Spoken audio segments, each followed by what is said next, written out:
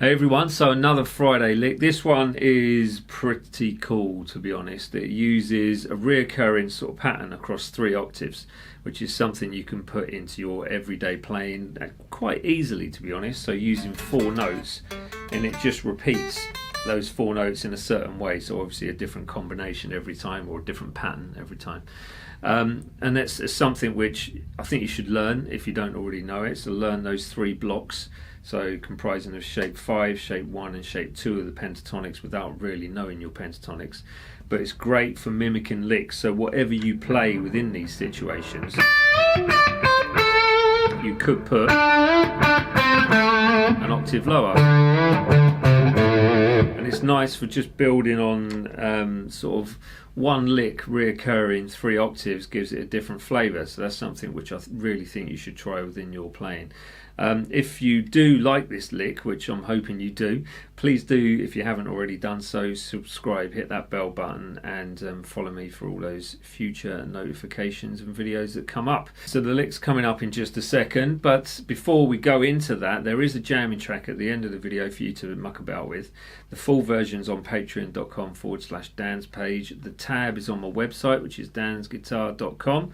You can purchase these t-shirts if you want to. There's other t-shirts on there, hoodies, mugs as well, which I haven't got down here today, but I've already had my cup of tea, so you know. That's it. So here is the lick. It's coming up now.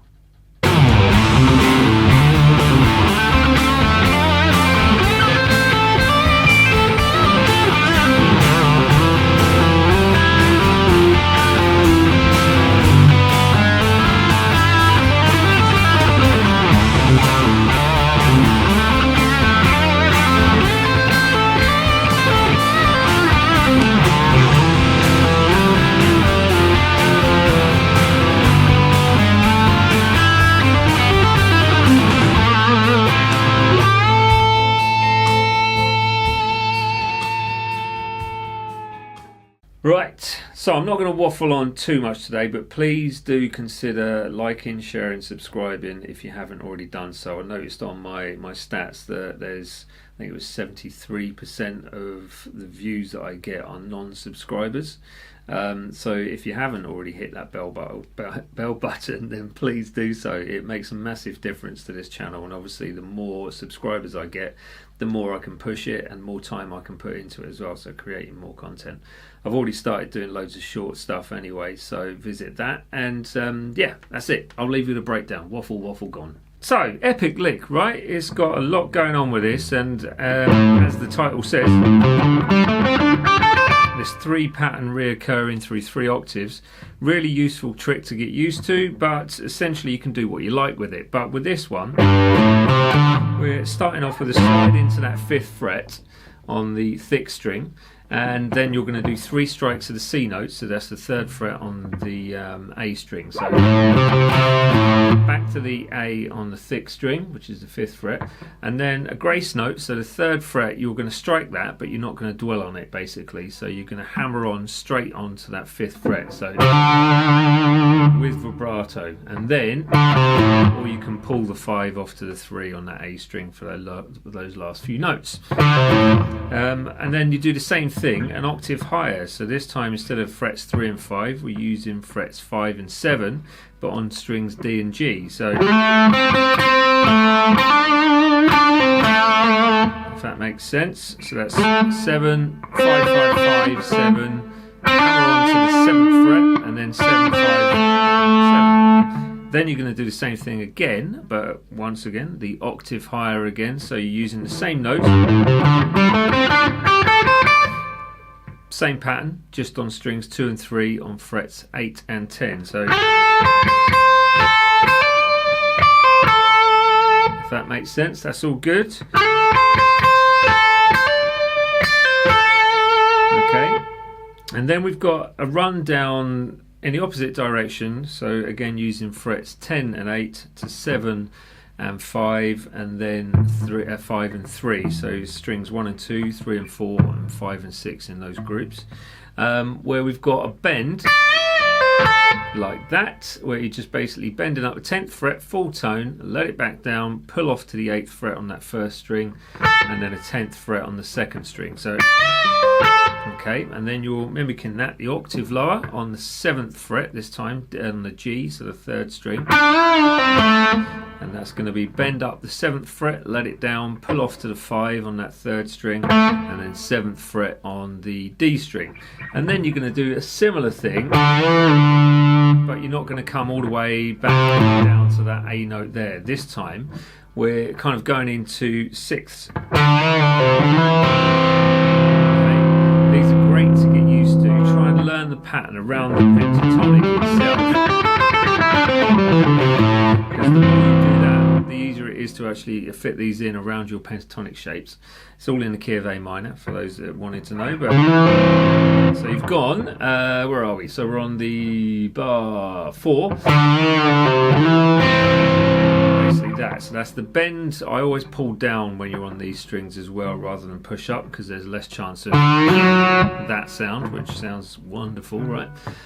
So the 5th fret, bend, let it back down, pull off to the 3, and then slide into the 5th fret with your 3rd finger. And then you've got your 1st finger for that 5th fret on, 7th fret with your 3rd finger, and then the 5th fret with your 1st finger on the 3rd string. So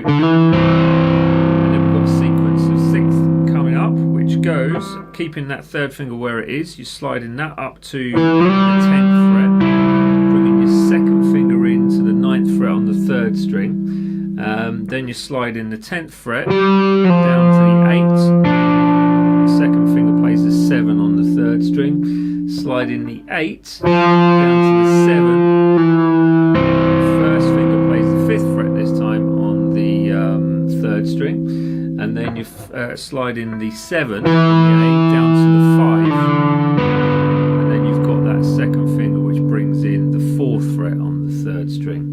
So that section, if I go from the first slide, so you got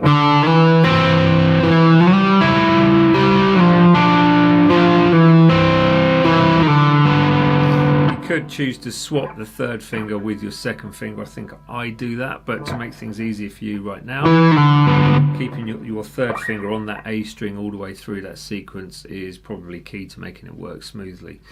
Okay, after that we have that lick there, which is nice all by itself actually, so that's another sort of micro lick you can pull from this.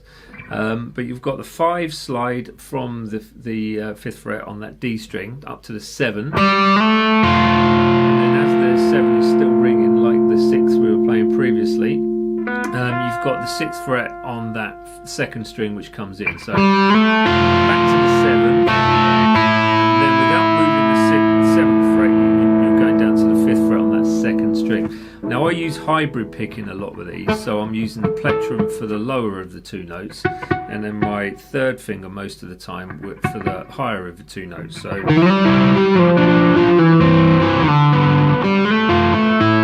it just stops a lot of moving around with your right hand. You can obviously pick your way through it. I just use hybrid picking because it's more convenient for me. So after you've gone, you've got a blues scale run, so which is really nice to get used to. So that's one of those that I recommend you practice just on its own, to be honest. Wonderful lick to put into any situation, to be honest. That blues note, just as a passing note, adds a little bit of tension, so that's great. So this is on the 3rd string, 5, 7, 8. 2nd string you've got 5 and 8, 5 on the 1st string, and then straight back down. I end on that G. Don't know why, to be honest, but I just am. It sounded right at the time, so it was all about the sound. There was no whys and wherefores, basically. But there you go. Cool. So that's it, I think, isn't it? I'm going to hand you back to me, but remember, look, these t-shirts are all on my website. Yeah, you can find them. Nice. Right. See you in a bit. We are at the end again. As I said, t-shirts are on my website, so you can get the link to the T-Mill place where you can buy them from. There's hoodies, there's cups, mugs even. And yeah, a few other things which will turn up from time to time. Subscribe, like, share, hit the bell button. Jamming track coming up in just a sec. Tab is free on my website, and just have a flipping awesome weekend, to be honest. So I'll see you next week and over the week for little bits that drop in here, there and everywhere. Nice one. Take care.